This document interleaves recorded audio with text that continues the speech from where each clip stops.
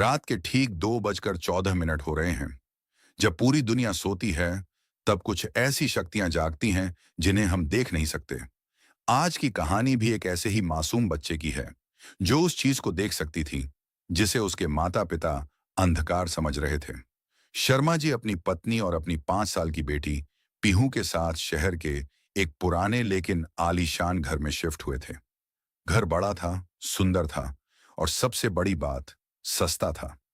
लेकिन उन्हें नहीं पता था कि इतनी कम कीमत की वजह क्या थी। शुरुआत के 2 दिन सब कुछ सामान्य था, लेकिन तीसरे दिन से पीहू का बर्ताव बदलने लगा।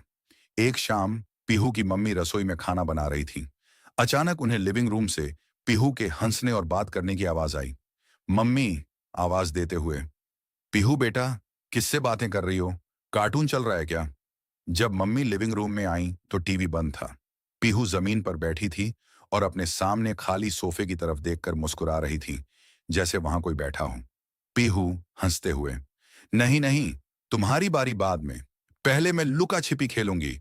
मम्मी घबराते हुए, पीहू, वहां कोई नहीं है बेटा, तुम किससे बोल रही हो? पीहू मासूमियत से, मम्मी, वहां मेरा नया दोस्त बैठा है। वो कह रहा है कि उसे भी हमारे साथ इसी घर में रहना है। नरेटर, मम्मी ने सोफे की तरफ देखा। वहां कोई नहीं था। सिर्फ एक अजीब सी ठंडी हवा का झोंका उन्हें छूकर गुजर गया।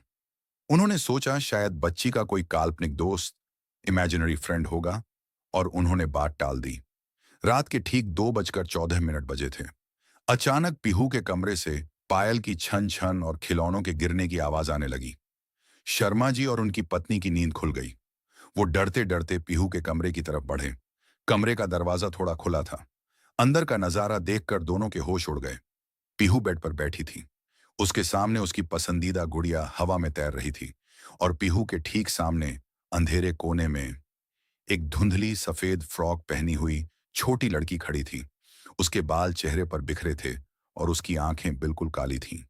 पीहू, देखो मम्मी, मेरा दोस्त आ गया।